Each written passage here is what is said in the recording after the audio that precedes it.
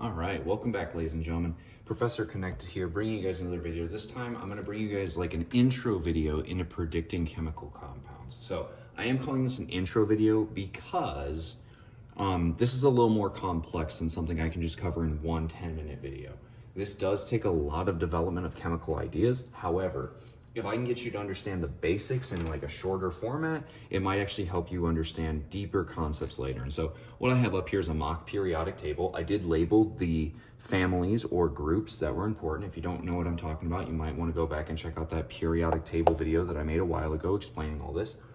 And when we did this, we actually talked about valency electrons a little bit, and we talked about I should have talked about common charges. And so I actually want to start by talking about those common charges. And so group 1 over here is going to have a common charge of +1. And if you guys remember, this means that loses 1 electron.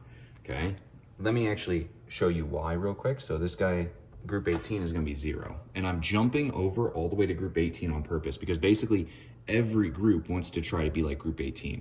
This guy has 1 extra electron, his charge becomes +1, that way he drops it, and then they equal the same number of electrons as a noble gas. And so that's kind of what everybody's going for. And so group 2 has +2, group 13, because we skip all the transition metals. Transition metals do not follow patterns very well. So we're gonna call it +3. This one's the oddball. Group 14, it depends on your chemistry teacher. It also depends on the context of the problem. Usually teachers will say this is either +4 or -4, and it really depends on the context of your problem. It's because carbon technically makes one type of, it usually only makes what's called a covalent bond. So really it's acting as both at the same time. And it can be a little more complicated. So that one I'm gonna kind of leave. This is basically like your split point. Everything to the left of group 14 is all gonna be positive. Everything to the right of group 14 is gonna be all negative. And you're gonna see group 15 is gonna be -3. This is because it's easier for them to gain 3 electrons and become like a noble gas than it is for them to drop 5 electrons. So this guy's gonna become -3.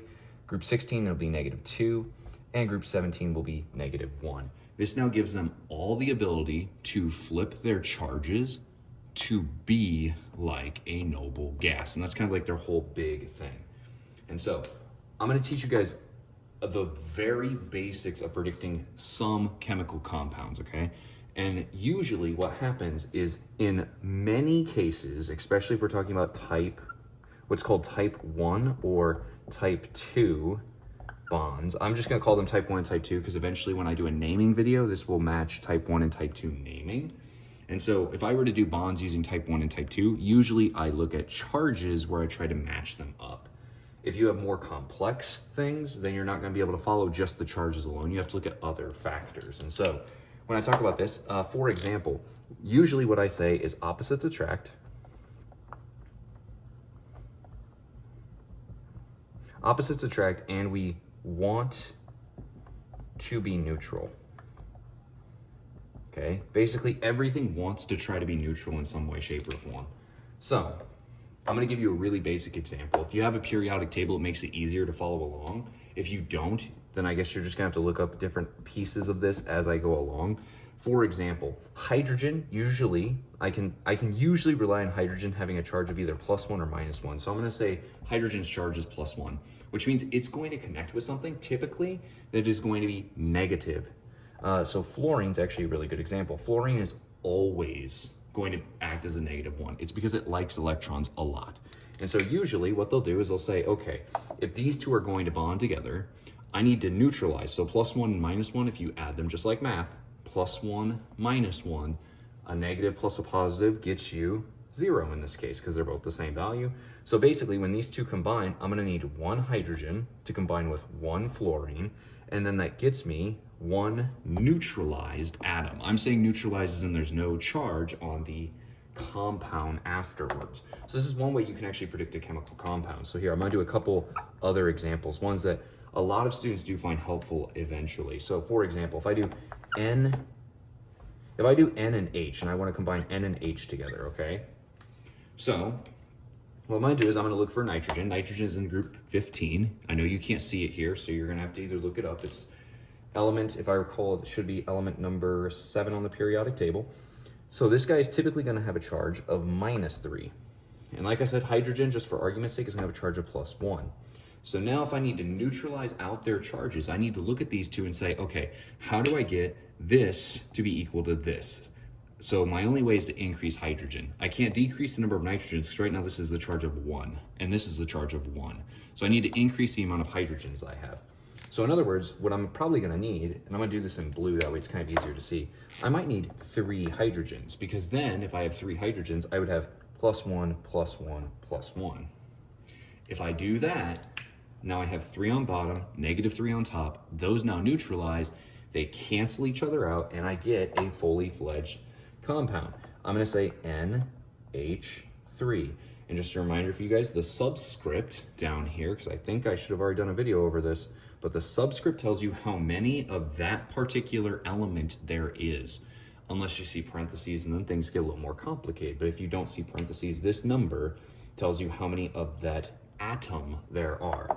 Okay, I'm gonna do 1 or 2 more examples just to kind of drive this point home. So the next one I'm gonna do, just that way it's not just always like 1 and another number. Let me do actually sodium. No, not sodium. What comes after sodium? Magnesium. We'll do magnesium, and we will combine magnesium with F. So magnesium and fluorine will make us magnesium fluoride. So first we need to find our charges. Magnesium is actually gonna be in column 2. Its charge is actually gonna be a +2 charge. Fluorine's charge we already established is a -1, which means now I need to think, how many fluorines will I need in order to neutralize this? Well, I'm gonna need 2 fluorines here, right? I'm gonna need 2 fluorines to neutralize out this charge, which means my combined chemical compound, once I put this all together, my combined chemical compound here is gonna be MgF2,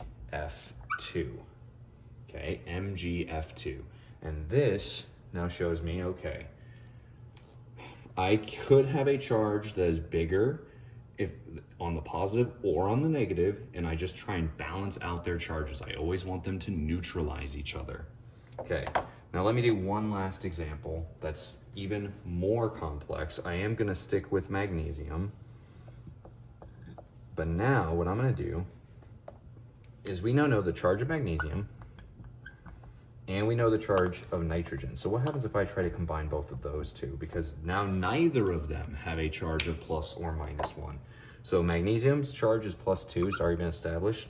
Nitrogen's charge is -3. I need to balance those out. Basically what I'm looking for in math terms is called the least common multiple. I want the number that both of these multiply into in order to get that number to neutralize. So pause the video if you need to predict. Otherwise, both of these numbers should go into 6.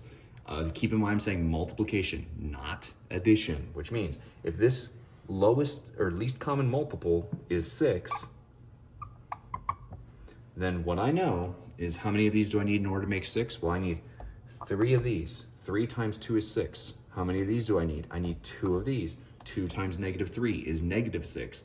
6 and -6 will cancel each other out, which means I'm gonna end up with Mg3N2. And there we go. That's kind of giving you guys a basic rundown. My math should be all correct. Nitrogen does have this charge. Magnesium should have this charge. That should all work out.